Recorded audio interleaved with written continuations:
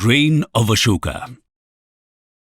दोस्तों, historical records दुनिया भर के महान राजाओं और उनके ग्लोरी की कहानियों से भरे हुए हैं। ऐसी ही एक कहानी है भारत के मौर्य डायनेस्टी के रूलर अशोका द ग्रेट की, जिन्होंने मौर्य एम्पायर को एंशिएंट इंडिया का सबसे पावरफुल किंगडम बना दिया।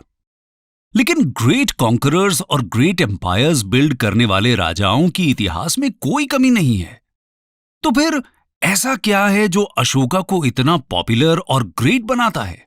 ऐसा क्या हुआ कि मॉडर्न हिस्टोरियंस जो मोनार्क्स को लेकर काफी क्रिटिकल हैं, वो भी अशोका की तारीफ करते नहीं थकते?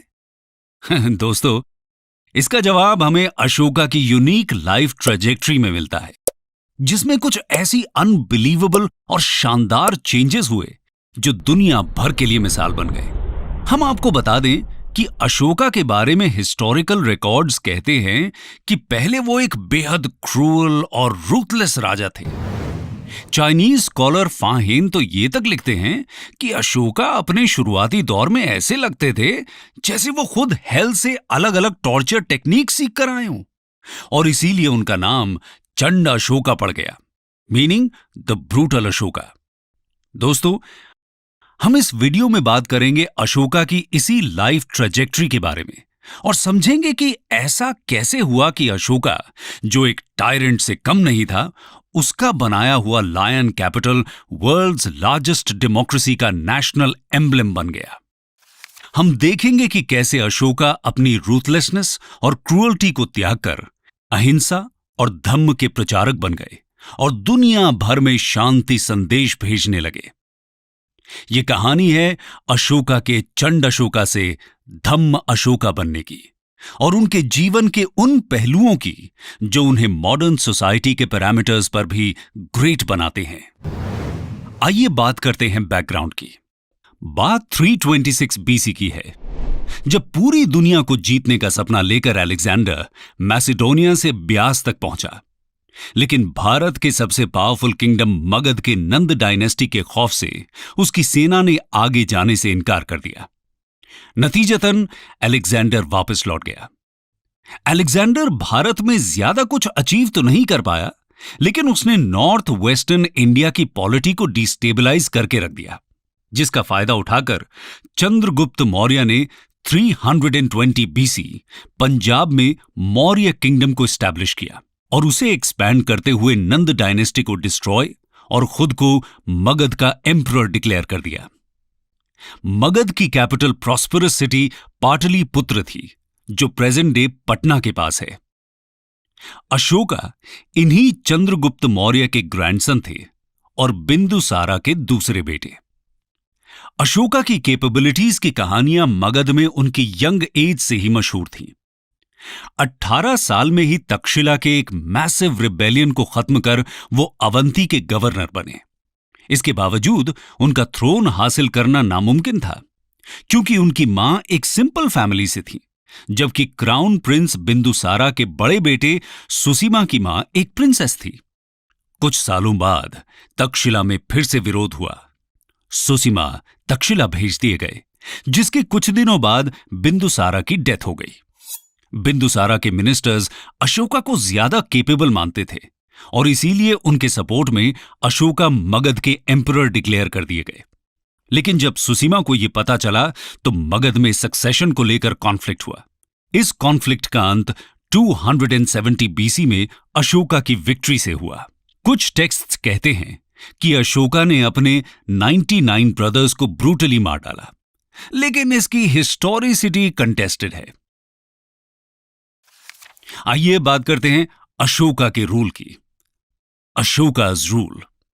सत्ता में आते ही अशोका के रूथलेसनेस और डेस्पोटिज्म की कहानी स्टार्ट होती है। किंगडम में एक टॉर्चर प्रिजन बनाया गया, जिसको अशोका's हेल कहते थे, जहां प्रिजनर्स और रेबल्स को टॉर्चरस पनिशमेंट्स दी जाती थी। अशोका से उनके वो मिनिस्टर्स भी नाराज थे जिन्होंने सक्सेशन में उनको सपोर्ट किया था। खैर, अशोका ने अपने चक्रवर्तिन यानी किंग ऑफ किंग्स बनने के सपने के लिए एक्सपेंशनरी पॉलिसी फॉलो करते हुए एम्पायर को उसके चरम पर पहुंचा दिया, जो हिमालय से लेकर मैसूर और हिंदू कुश से लेकर ब्रह्मपुत्र तक फैल गया। लेकिन अशोका की यह पॉलिसी एक विशियस साइकिल थी। इतने बड़े एम्पायर और राइजिंग मिलिट्री एक्सपेंडिचर का मैनेजमेंट पुअर कम्युनिकेशन टेक्नोलॉजीज की वजह से काफी एक्सपेंसिव था, जिसे कॉम्पनसेट करने के लिए और नए नए टेरिटरीज एनेक्स करना जरूरी हो जाता। और यह सब इसलिए क्योंकि land revenue he main source of income था। लगभग 260 से 261 बीसी में हुए बैटल ऑफ कलिंगा का कॉज भी यही पॉलिसी थी। कलिंगा पाटलिपुत्र के साउथ में एक प्रॉस्परस कोस्टल स्टेट था। अशोका ने इस बैटल को पर्सनली लीड किया और कलिंग के टफ ऑपोजिशन के बाद भी उसे कंप्लीटली डिस्ट्रॉय कर दिया। बैटल का आउटकम काफी हॉरिफिक था, जिसमें 1 लाख की डेथ, 1.5 लाख से ज्यादा डिस्प्लेस्ड और हजारों लोग स्टारवेशन से मर गए। Conversion to Buddhism. जब अशोका ने कलिंग का डिस्ट्रक्शन देखा तो उनका जीवन हमेशा के लिए बदल गया। डेथ और डिस्ट्रक्शन के इस हॉरिफिक सीन ने उनको झकझोर कर रख दिया था। दुनिया के इतिहास में अशोका शायद पहला किंग हुआ जिसने विक्ट्री में जश्न नहीं, दुख व्यक्त किया। यह एक चेंज्ड मैन की कहानी है जिसने पावर के लिए शायद अपने 99 भाइयों का कत्ल कर दिया था। कुछ हिस्टोरियंस कहते हैं कि कलिंग वॉर के बाद अशोका ने वायलेंस को कंप्लीटली छोड़कर बुद्धिज्म को अपना लिया। लेकिन उन्हें बुद्धिज्म में कन्वर्ट मोगलीपुट्टा तिस्सा ने किया या उपगुप्त ने, इसको लेकर काफी विवाद है। लेकिन श्रीलंकन टेक्स्ट दीपावमसा के हिसाब से अशोका पहले ही बुद्धिस्ट मंक और सुसीमा के बेटे निग्रोधा के अंडर बुद्धिस्ट उपासक बन गए थे। अशोका अलग अलग आइडियाज को हमेशा समझने की कोशिश करते थे, लेकिन वो सिर्फ निग्रोध से इंप्रेस हुए, जो अपने पिता सुसीमा के मर्डरर अशोका से मिलकर बिल्कुल भी नाराज नहीं हुए। ये बात अशोका को काफी इंट्रीगिंग लगी। वैसे निग्रोध अशोका डायलॉग की हिस्टोरिसिटी भी डाउटफुल है। अशोका का कन्वर्जन एग्जैक्टली कब हुआ, यह बात डिबेटेबल है, लेकिन यह फैक्ट है कि उनका कन्वर्जन ओवरनाइट नहीं हुआ। रोमिला थापर कहती हैं कि अशोका एक एडिक्ट में खुद लिखते हैं कि वो कलिंगा वॉर के 2 साल बाद ही बुद्धिज्म के जेलस डेविटी बने, लेकिन वहां भी कन्वर्जन डेट मेंशन नहीं है। खैर, कलिंगा वॉर के बाद अशोका बोधि ट्री, सारनाथ, लुम्बिनी और कुशीनगर के पिलग्रिमेज पर गए और बुद्धिज्म के मैसेजेस को अग्रेसिवली अपनी धम्म की पॉलिसी के थ्रू स्प्रेड करने लगे। हम आपको बता दें कि बोधि ट्री में गौतम बुद्ध ने एनलाइटनमेंट अचीव किया, सारनाथ में उन्होंने अपना पहला सर्मन दिया, लुम्बिनी उनका बर्थ प्लेस है और कुशीनगर में उन्होंने निर्वाणा अचीव किया। थर्ड बुद्धिस्ट काउंसिल 240 बीसी में अशोका ने थर्ड बुद्धिस्ट काउंसिल ऑर्गेनाइज किया। इस काउंसिल का कॉज था बुद्धिस्ट संघा में करप्शन और 60,000 एलेज्ड ब्राह्मणिक स्पाइज का संघा में इन्फिल्ट्रेशन। काउंसिल में कुछ इंपॉर्टेंट डिसीजंस हुए, जैसे संघा को रीऑर्गेनाइज करना, मोगलीपुट्टा तिस्सा द्वारा कथवट्टू स्क्रिप्चर कंपाइल किया गया, दुनिया भर में बुद्धिस्ट मिशंस भेजने का डिसीजन भी लिया गया और अशोका ने Kashmir, Gandhara, Burma, Syria, Egypt और मैसेडोनिया तक ऑनवॉयज भेजे।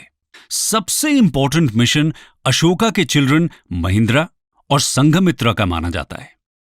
लेजेंड्स संघमित्रा को श्रीलंकन कैपिटल अनुराधापुरा में बोधि ट्री प्लांट करने का क्रेडिट देते हैं, जो वहां आज भी है और एक सेक्रेड साइट है। इस पॉलिसी ने बुद्धिज्म को श्रीलंका के अलावा तिब्बत, चाइना, जापान और साउथ ईस्ट एशिया तक पहुंचाया, जो बाद में एक वर्ल्ड रिलीजन बन गया। ये एक मॉडर्न इंडिया की सॉफ्ट पावर का भी सोर्स है। इसके बाद इंडिया के फॉरेन कॉन्टैक्ट्स एक नए रूप से एस्टैब्लिश हुए और इस फॉरेन पॉलिसी ने अशोका को अपने बॉर्डर्स पीसफुली सिक्योर करने में भी हेल्प किया। इन कॉन्टैक्ट्स का इन्फ्लुएंस अशोकन आर्किटेक्चर में भी दिखता है। कुछ स्कॉलर्स अशोकन पिलर्स को पर्शियन रूलर डेरियस के स्टोन पिलर से ही इंस्पायर्ड बताते हैं। अशोकास धम्म अशोका के रूल की सबसे इंपॉर्टेंट बात उनकी पॉलिसी ऑफ धम्म थी, जो गौतम बुद्ध की मध्यम मार्ग की फिलॉसफी से इन्फ्लुएंस्ड थी।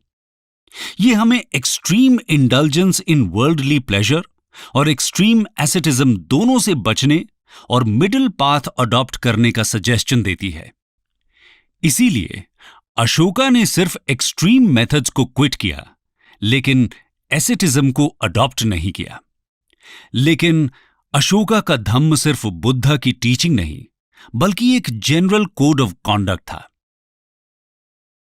यह बात नोट करने लायक है कि कैसे अशोका ने बुद्धिस्ट आइडियल्स को यूज कर एक यूनिक और इंस्पिरेशनल पॉलिटिकल सिस्टम बनाया।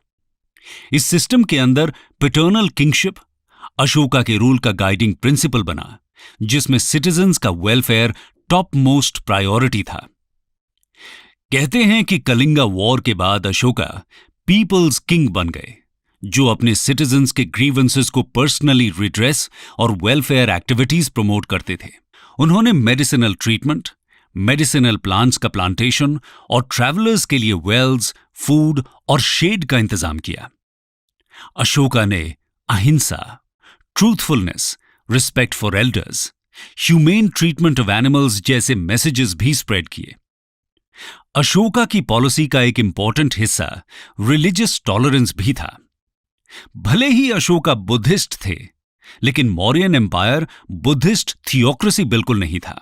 अशोका सभी रिलीजन्स को जेनरस डोनेशंस देते थे। उन्होंने धम्म महामात्ता नाम के स्पेशल ऑफिसर्स भी अपॉइंट किए, जिनका जॉब सभी रिलीजियस सेक्ट्स का वेलफेयर था। यहां तक कि बर्बर केव्स के सुदामा और लोमास ऋषि केव्स को उन्होंने आजीविका सेक्ट को डेडिकेट करने के लिए बनवाया था। अशोका की इन्हीं काइंडनेस और टॉलरेंस की पॉलिसीज की वजह से उनके ईडिक्ट्स उन्हें देवनाम पिया पियादसी बोलते हैं, जिसका meaning beloved of the gods who treats others with kindness है। Other achievements. गवर्नेंस के अलावा अशोका का कंट्रीब्यूशन आर्किटेक्चर में भी इमेंस है और उन्हें स्टोन स्ट्रक्चर्स का पायनियर माना जाता है। इनमें सबसे इंपॉर्टेंट अशोकन पिलर्स हैं। सारनाथ के लायन कैपिटल को तो आप जानते ही होंगे, जो हमारे नेशनल एम्ब्लेम और उसमें कार्व्ड अशोक चक्र हमारे नेशनल फ्लैग में अडॉप्ट किए गए। ये दोनों धम्म के सिंबल्स हैं, जिसमें वेलफेयरिज्म एक इंपॉर्टेंट एलिमेंट था, जिसको अशोका ने तब अडॉप्ट किया जब दूर दूर तक वेलफेयरिज्म का नामो निशान नहीं था। इसीलिए ये हमारे नेशनल सिंबल्स में है। खैर, अशोकन पिलर्स चुनार सैंडस्टोन के थे, जो पूरे मौर्यन एम्पायर में मिलते हैं। उनका मेन पर्पस धम्म को स्प्रेड करना था। ऐसा कहते हैं कि ये इंस्क्रिप्शंस डेली एक ऑफिसर सारे सिटीजन्स के सामने रीड करता था और ऐसा लगता था कि शायद एम्परर उनसे डायरेक्टली बात कर रहे हैं। इसीलिए इनको लार्जली लोकल लैंग्वेजेस जैसे पाली, प्राकृत और अरामिक में लिखा गया। मेन इंस्क्रिप्शंस में मेजर रॉक ईडिक्ट 4, 12 और 13 और माइनर ईडिक्ट 1 है।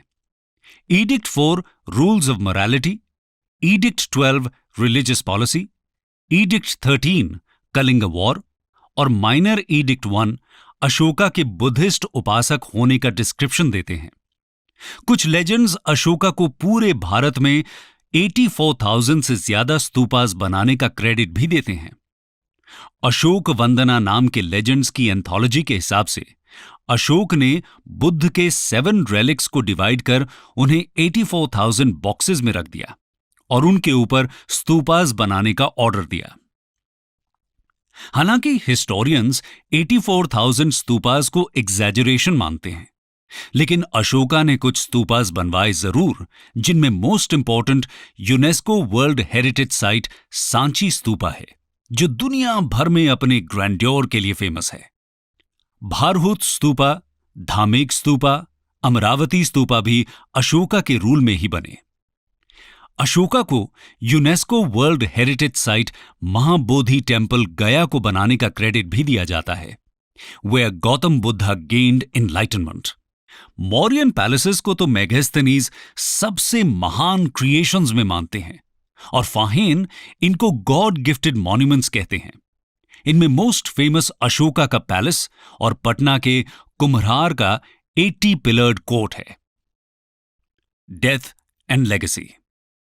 अशोका की डेथ पर भी कई डिबेट्स हैं। एक लेजेंड के हिसाब से 232 बीसी में अशोका की एक वाइफ ने बोधि ट्री को डिस्ट्रॉय कर दिया था, जिसके शोक में उनकी डेथ हो गई। मृत्यु का सच जो भी हो, लेकिन अशोका के बाद मौर्य डायनेस्टी की ग्लोरी खत्म होने लगी। ये एक हिस्टोरिकल फैक्ट है। हिस्टोरियन राय चौधरी इसका कॉज अशोका की पैसिफिस्ट पॉलिसी को ही मानते हैं, जिसने उनकी मिलिट्री स्ट्रेंथ को कमजोर किया।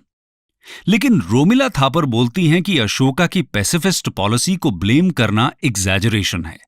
अशोका हमेशा एक प्रैग्मेटिक एम्परर रहे, जिनकी पैसिफिज्म का मतलब मिलिट्री को डिसबैंड करना नहीं, सिर्फ मैक्सिमम रिस्ट्रेंट अडॉप्ट करना था। मौर्याज के डिक्लाइन के दूसरे रीजंस जैसे बैक्ट्रियन ग्रीक्स का इन्वेजन और लैक ऑफ वर्दी सक्सेसर्स ज्यादा वैलिड माने जाते हैं। खैर, 185 बीसी में पुष्यमित्र सुंग ने लास्ट मौर्य बृहद्रथ को असैसिनेट कर मौर्य एम्पायर का अंत कर दिया।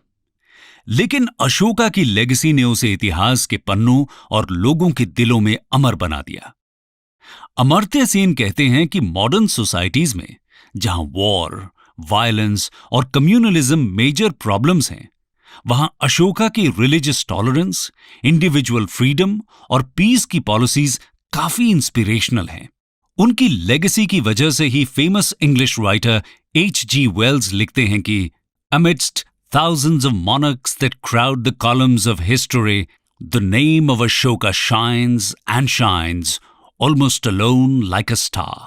अशोका के खुद के शब्दों में कहें तो उनका सबसे बड़ा लेगेसी उनका message the finest conquest is the conquest of the right not might था।